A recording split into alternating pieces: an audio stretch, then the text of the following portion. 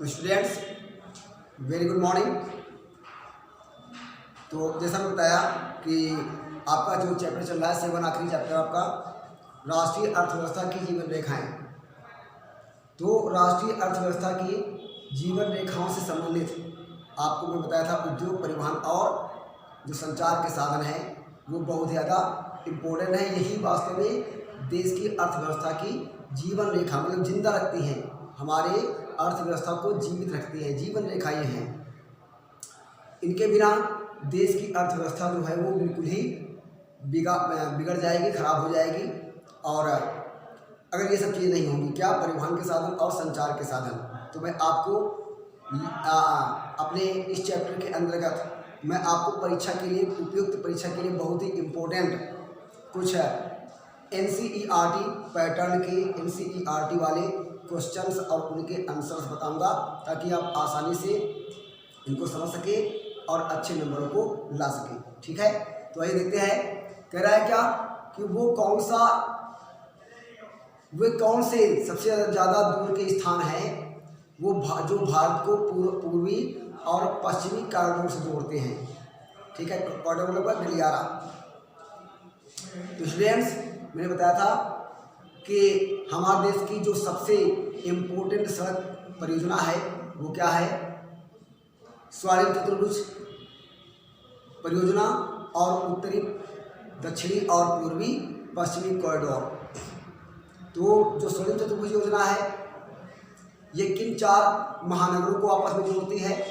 तो स्टूडेंट्स वो 4 शहर कौन हैं? दिल्ली, मुंबई, कोलकाता और चेन्नई।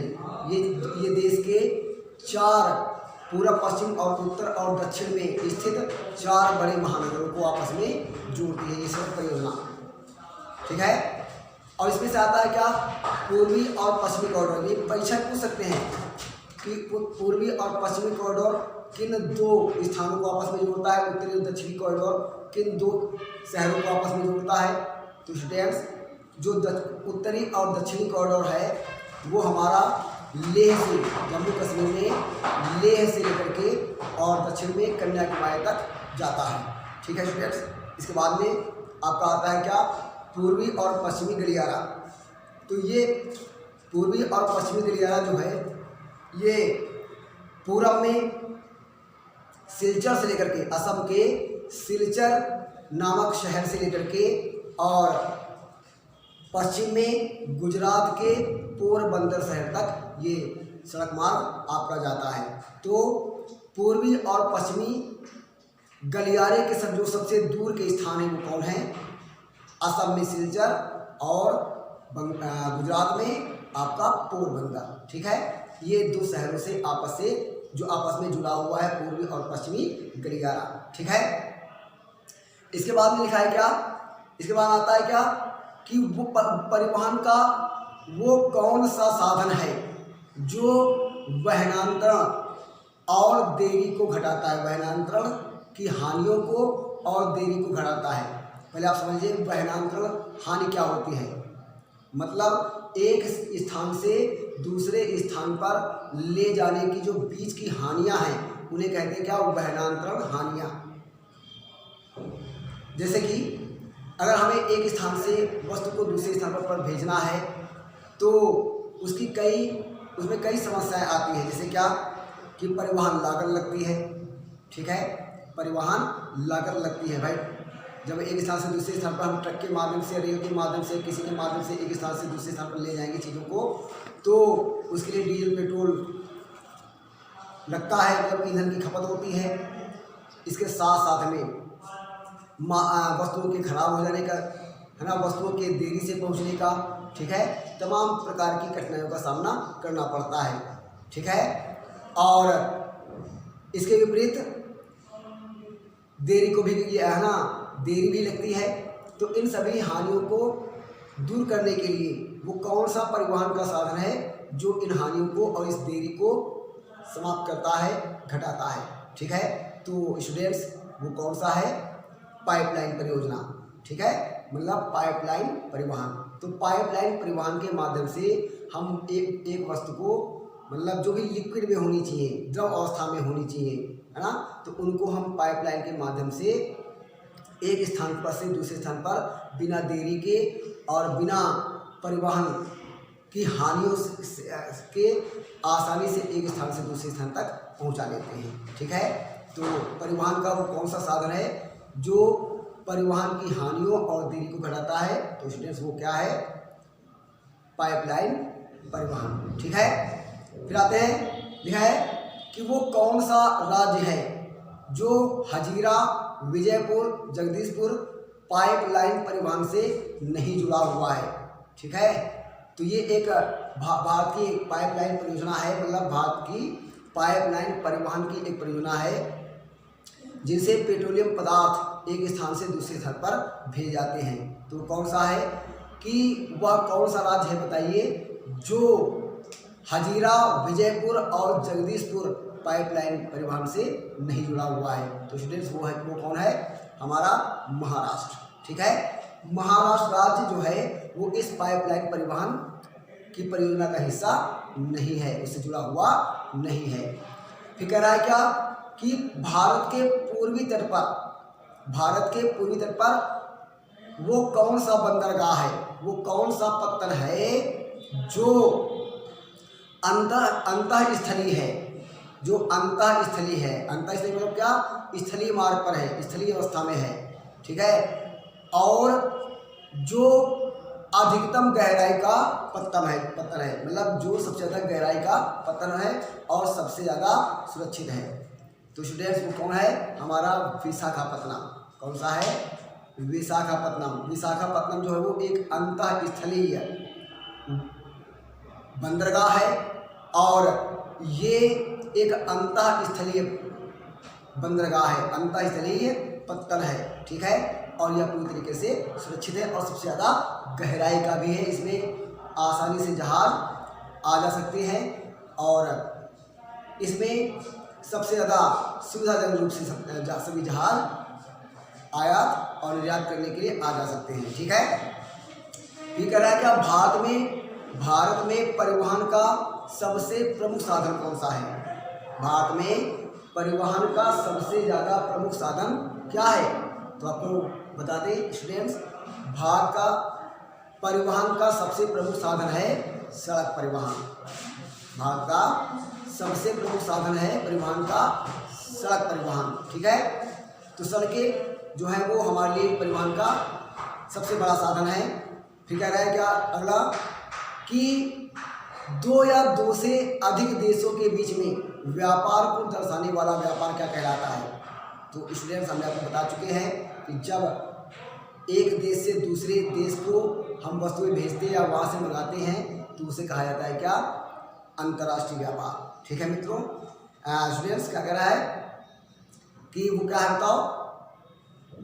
अंतर्राष्ट्रीय व्यापार। जब हम एक देश से दूसरे देश से व्यापार करते हैं, अपनी वस्तु को वहाँ बेचते हैं या वहाँ से हम वस्तु का निर्यात करते हैं, मतलब खरीदते हैं, आयात करते हैं, तो वो व्यापार कहलाता है अंतर्राष्ट्रीय व्यापार। ठीक है, तो कह रहा है क्या अगला क्वेश्चन क्या आपका है? कह रहा है क्या कि सड़क परिवहन के 3 गुण बताइए। ये परीक्षा में आएंगे, आपके एनसीईआरटी जोन के हैं क्वेश्चन, एनसीईआरटी पैटर्न के हैं।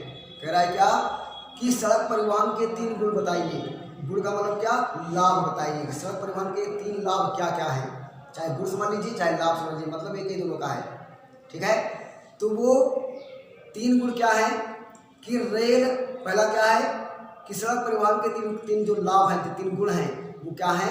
नंबर 1 क्या है कि रेल लाइन की तुलना में सड़कों का जो निर्माण लागत है वो बहुत ही कम आती है। ठीक है स्टूडेंट्स, सड़कों की जो निर्माण लागत है वो रेल परिवहन की अपेक्षा, रेल मार्गों की अपेक्षा बहुत कम आती है। ठीक है, और दूसरा क्या है कि सड़क परिवहन को हम पहाड़ी भागों में भी, मतलब पर्वतीय क्षेत्रों में भी हम सड़क मार्गों का निर्माण आसानी से कर सकते हैं। ठीक है, लेकिन पर्वतीय भागों में जमीन के ऊबड़ खाबड़ होने के कारण, मतलब असमतल होने के कारण रेल मार्ग का निर्माण नहीं किया जा सकता है। ठीक है, और किया जा सकता है तो बहुत ही सीमित अवस्था में किया जा सकता है। ठीक है। तो इसका सबसे बड़ा लाभ ये भी है कि पर्वतीय क्षेत्रों में भी हम सड़कों का निर्माण आसानी से कर सकते हैं, ठीक है। और इसके बाद कह रहा है क्या कि इसका तीसरा जो गुण है, इसका जो तीसरा लाभ है वो क्या है कि कम यात्री और कम दूरी और कम वस्तुओं के परिवहन के लिए सड़कें जो होती हैं वो कम खर्चीली होती हैं, ठीक है।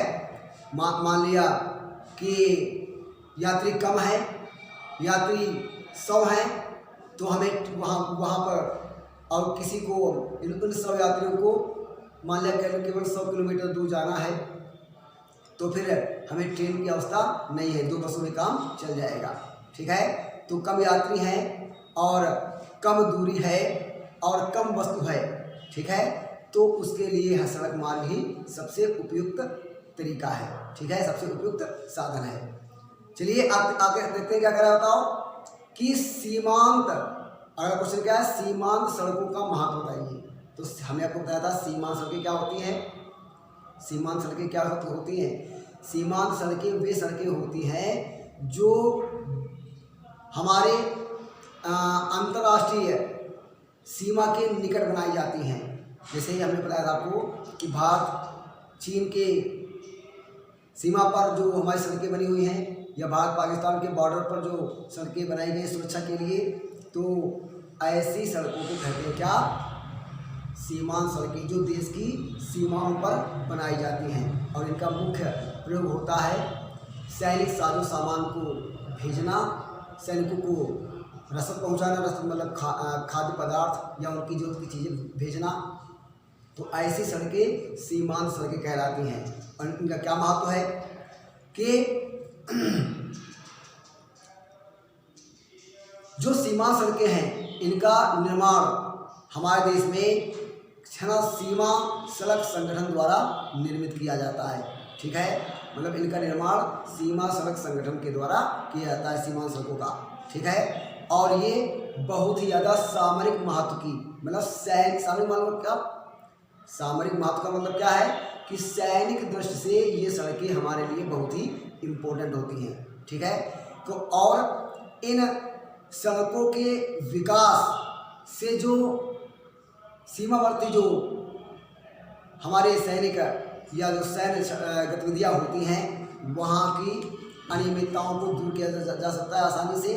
और साथ साथ में ये जो सीमांत सड़कें हैं वो उत्तरी और पूर्वी क्षेत्रों के पूर्वी क्षेत्रों के आर्थिक विकास से भी इनमें बहुत ज़्यादा वृद्धि हुई है, क्योंकि यहाँ पर यातायात जो है थोड़ा देश के आंतरिक भागों की अपेक्षा यातायात कम होता है, तो इन सड़कों के द्वारा हम आसानी से एक स्थान से दूसरे स्थान पर आसानी से आ जा सकते हैं। अच्छा, दूसरी बात एक और है कि इन सड़कों ने सेनाओं की आवाजाही को बहुत ही सरल बना दिया है। सेनाएं जो हैं वो एक स्थान से दूसरे स्थान पर आसानी से सीमांत सड़कों के द्वारा या सीमा सड़कों के द्वारा आसानी से कहीं से भी आ सकते हैं, कहीं भी जा सकते हैं, ठीक है। तो इस प्रकार से ये अगर जो सीमांत सड़कें हैं वो हमारे देश के आर्थिक विकास के लिए, सुरक्षा के लिए, सभी चीज़ों के लिए बहुत ही इम्पोर्टेंट है, ठीक है। फिर कह रहा है क्या कि व्यापार क्या है और स्थानीय व अंतर्राष्ट्रीय व्यापार में अंतर बताइए, ठीक है। व्यापार क्या है, ठीक है।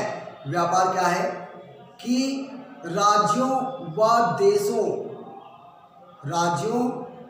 देशों के बीच, व्यक्तियों के बीच में वस्तुओं के आदान प्रदान को कहते हैं व्यापार, ठीक है। स्टूडेंट्स क्या कह रहा है, बताओ कि व्यापार क्या है कि 2 राज्यों या 2 देशों के बीच में, व्यक्तियों के बीच में विभिन्न प्रकार की वस्तुओं का आदान प्रदान जो है, खरीद फरोख्त जो है, बाइंग एंड सेलिंग जो है, वो क्या कहलाती है आपकी? वो व्यापार कहलाती है स्टूडेंट्स, ठीक है। और फिर कह रहा है क्या स्थानीय व अंतर्राष्ट्रीय व्यापार क्या है? स्थानीय व्यापार और अंतर्राष्ट्रीय व्यापार क्या है?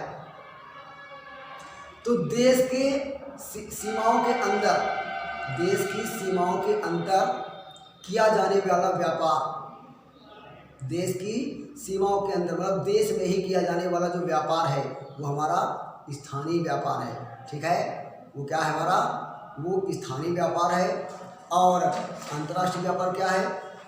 जब अभी हमने आपको बताया कि दो या दो राष्ट्रों के बीच में होने वाले व्यापार को हम अंतर्राष्ट्रीय व्यापार कहते हैं। ठीक है स्टूडेंट्स।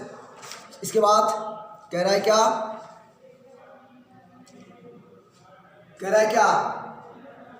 कि कुछ आपके लॉन्ग आंसर क्वेश्चन भी हैं।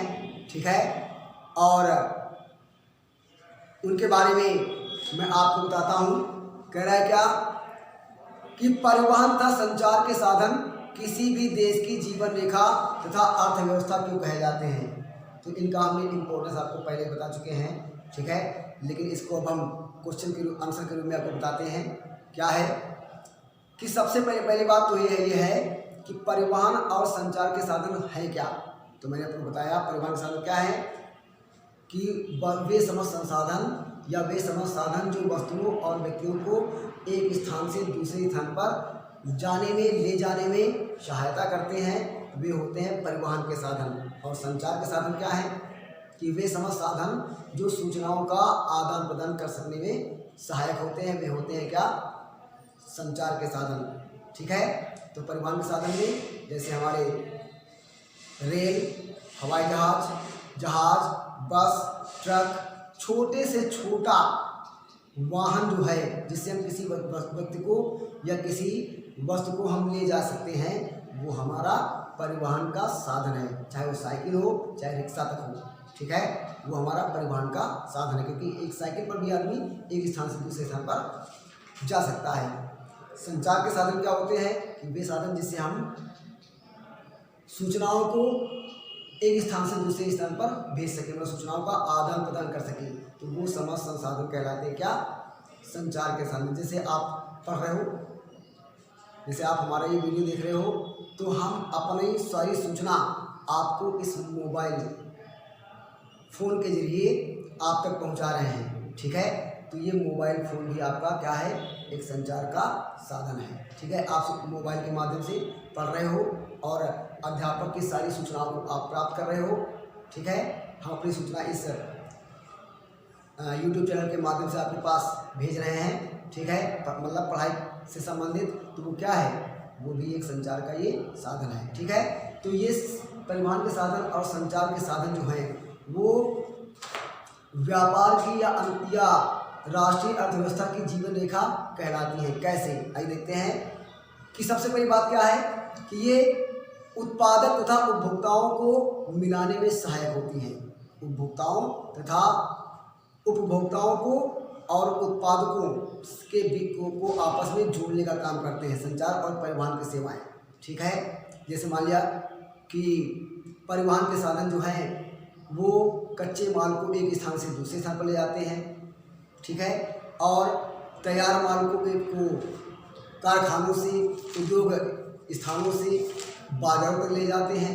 ठीक है, जो हमारा कच्चा माल है वो रेल परिवहन, ट्रक आदि सड़क मार्ग से या रेल मार्गों से, मालगाड़ियों के माध्यम से एक स्थान से दूसरे स्थान पर भेजा जाता है। और तैयार माल को भी एक स्थान से दूसरे स्थान पर रेलगाड़ियों, हवाई जहाज़ों और जलयानों और अन्य साधनों के द्वारा भी एक स्थान से दूसरे स्थान पर भेजा जाता है। ठीक है, तो इस प्रकार से परिवहन के साधन जो हैं वो किसी भी राष्ट्र की जीवन रेखा कहलाती है। और कहलाता है कि आपका संचार के साधन।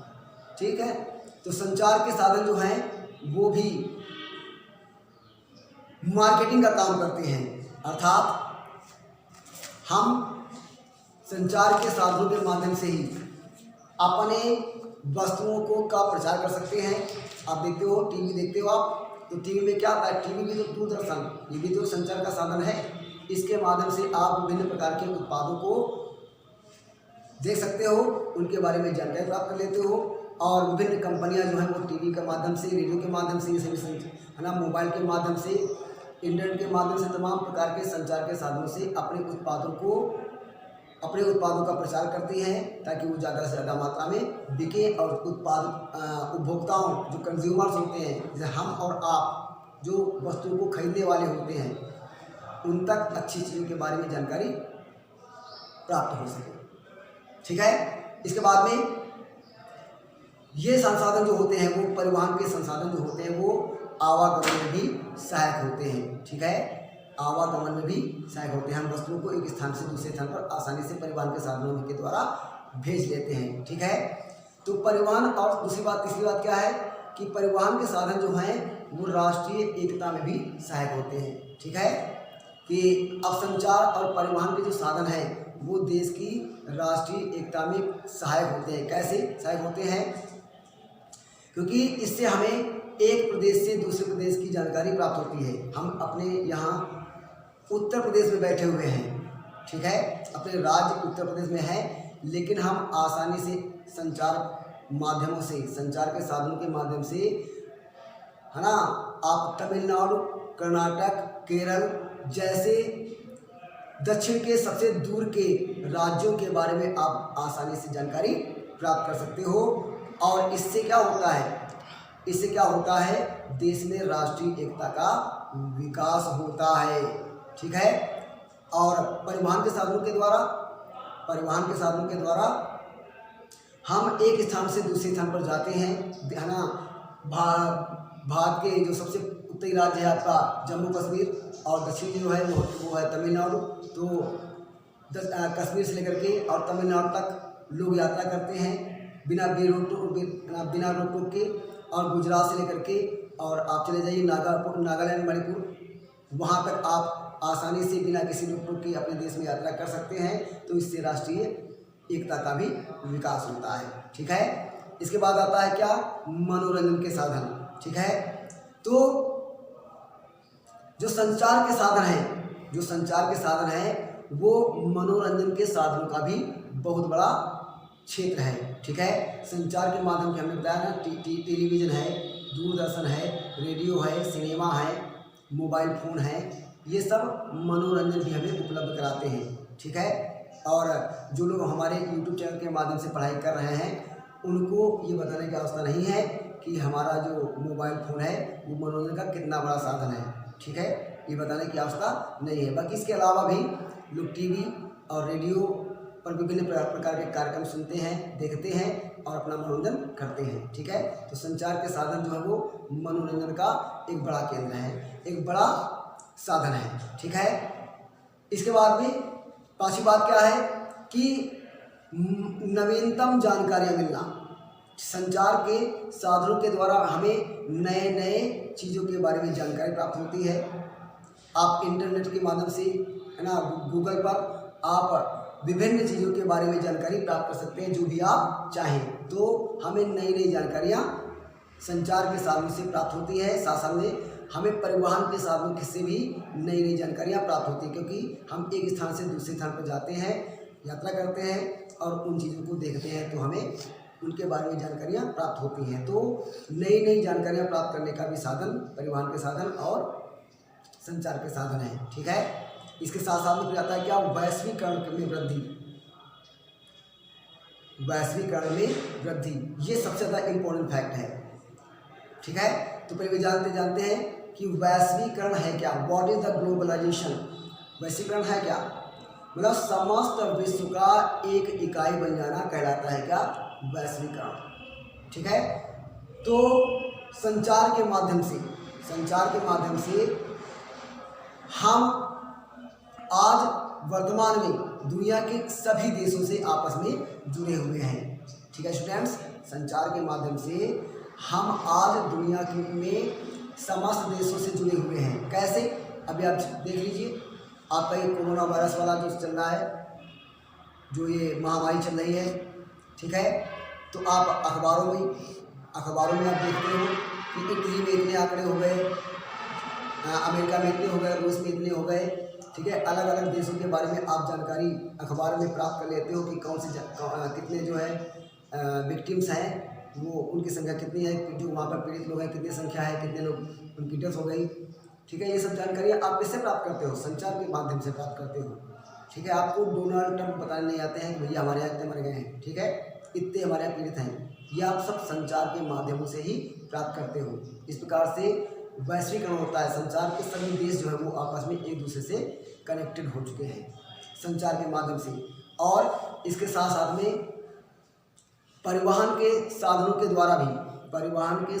द्वारा भी हम एक देश से दूसरे देश में यात्रा करते हैं, और जब दूसरे देश के लोग हमारे देश में यात्रा करते हैं, और इस प्रकार से पूरा जो संसार है वो एक ग्लोबलाइजेशन में चेंज हो जाता है और आपस में मित्रता से रहते हैं और मित्रता का भाव में उत्पन्न होता है। ठीक है, तो इस प्रकार से ये समस्त लाभ हैं जो सड़क और जो आपके परिवहन के और जो संचार के साधन है वो हमें प्रदान करते हैं। ठीक है, आशा करता हूँ कि क्वेश्चन आपको आसानी से समझ में आ गया होगा कि परिवहन तथा संचार के साधन जो है वो किसी भी देश की जीवन रेखा क्यों है। ठीक है, और अगला जो क्वेश्चन है आपका कि पिछले 15 वर्षों से अंतर्राष्ट्रीय व्यापार की बदलती प्रवृत्ति पर एक लेख लिखो। ठीक है, ये हम आपको अपने अगले वाले वीडियो में बताएंगे। ठीक है, टिल देन बाय बाय।